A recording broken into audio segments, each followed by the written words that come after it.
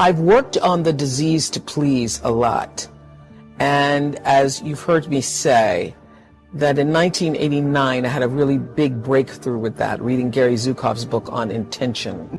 So I started literally living an intentional life where I don't make any decisions unless I think about what is my true, pure motivation for doing it, because I do recognize the law of cause and effect that says the intention informs even the cause, so that before you have an action, there is a reason for you taking that action, and the reason for the action is what's going to actually show up in your life on the other end. That's what's going to come back to you, that intention. So that helped me a lot with the disease to please, because I was always giving, and then I was also thrown when people would come back and ask for more. And I couldn't understand why they were asking for more. Well, people ask for more because your reason for giving it is so that they think that you're nice. That's your real intention. Well, they do think you're nice. They do think you're nice, and that is why they keep coming back. They come back because you're the nice one. You're going to say yes when even you mean no. So you're the person I'm going to call to go pick up my kids when I can't or don't want to, because you're going to say yes even if you don't want to do it. So that's why people keep coming back, when your intention is not really clear. So that took a lot of fear away from me. But at least for me, clarity of intention helped me live a more fearless life. You cannot live a brave life without disappointing some people. But those people who get disappointed, it's really okay. The people who really care for you, the people who are rooting for your rise, will not be disappointed. The only people who are disappointed are people who have their own agenda, and their agenda is not aligned with your agenda. And that's how I make myself brave. I say, well, the people who really care about you, who want you, who are rooting for your rise, those people who are rooting for your rise, they're going to be okay when you say no.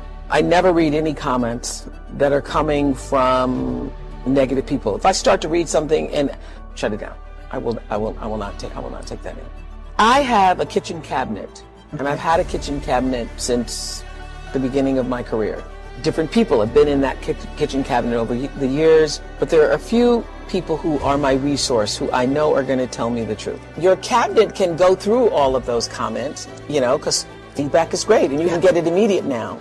Your cabinet will go through and they can share with you the things, even that are negative, but that are not mean-spirited. I'd come off the glory and the victory of 25 years of the Oprah Show, and was trying to put together the pieces of building a network without the right pieces. I really was trusting other people's ideas about how to do it, and it wasn't until I had the good sense to bring in my own team of people whom I'd been working with for, the past decade, that things start to actually fall into place for me.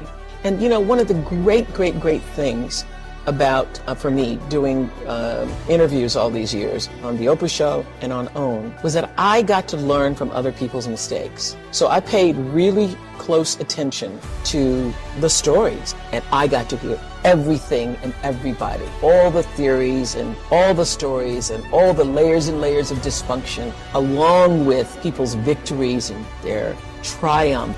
I took it in. I was a student of it. I wasn't just a talk show host. I was a student. I became a student of life, other people's lives, and how to live well by listening to those stories. So I paid real attention.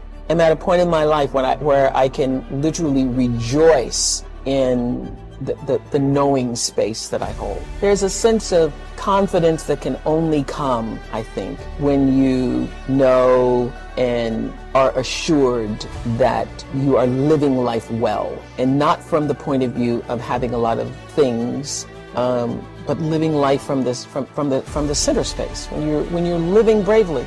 When you're living bravely because you're living your truth. It was during my show that I absolutely learned for sure, for myself, through other people's stories, that there really isn't any such thing as failure. And I could see the thread of courage that was required every time you fell down.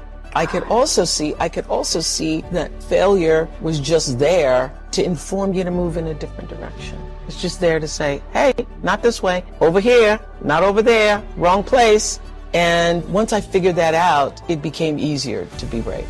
For me, education is about the most important thing, because that is what liberated me. Education is what liberated me. The ability to read saved my life.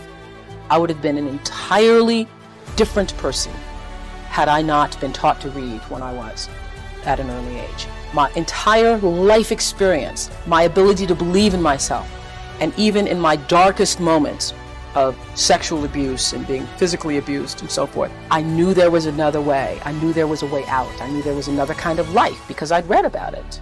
I knew there were other places and there was another way of being. And so it saved my life. So that's why I now focus my attention on trying to do the same thing for other people. Education. I don't think you ever stop giving. I really don't. I think it's an ongoing process. And it's not just about being able to write a check. It's being able to touch somebody's life in such a way that Mrs. Duncan touched mine. It's being able to make a child see the light in him or herself, making someone else see that for themselves. I know that if I didn't have the money, listening to somebody who had it, I'd probably not believe them, because you can't believe it. Because if you don't have money and you're just trying to make ends meet, you think if you just could make ends meet, that would make everything all right for you. What I know is that if you do work that you love and work that fulfills you, the rest will come. And that I truly believe that the reason I've been able to be so financially successful is because my focus has never, ever for 1 minute been money. And the fact that the money has come has really surprised me. I've been just really surprised and delighted and very pleased and many times overwhelmed by it. But the money has never been the focus. The reason, I think if you're on the road to success is if you would do your job and not be paid for it. And I would do this job and take on a second job to make ends meet if nobody paid me, just for the opportunity to do it. That's how you know you're doing the right thing. One of the things that, if I may pat myself on the back for, is that I try to surround myself with people who are smarter than I am. I think that the ability to be as good as you can be comes from understanding who you are and what you can and cannot do. And what you can't do is far more important than what you can do, if what you can't do is going to keep you from flying as high as you can. Now, when my lawyer first came to me and said, you can own your own show, it literally took the ceiling off my brain, because I had never even thought that high before. I never even thought that was possible. And everybody needs somebody in their life to say, yes, you can do it. I have a niece who's 15, who several years ago, I said to her the same thing my father said to me. I said, you are too smart to get C's. I mean, I heard my father speaking. We were crossing the street one day and she was talking about her grades. You're too smart to do that. You could be an A student. And she said, do you really think I can? Oh, of course. So you're such a bright person. And she started getting A's and said to me a year later, nobody ever told me I could. And I think one of the most important lessons to learn is that we are all responsible for our lives, but nobody gets through this life alone. Everybody needs somebody to show them a way out or way up. Everybody does. See, I feel best in surroundings where other people are smarter than I am, because I feel like I can always learn something from them.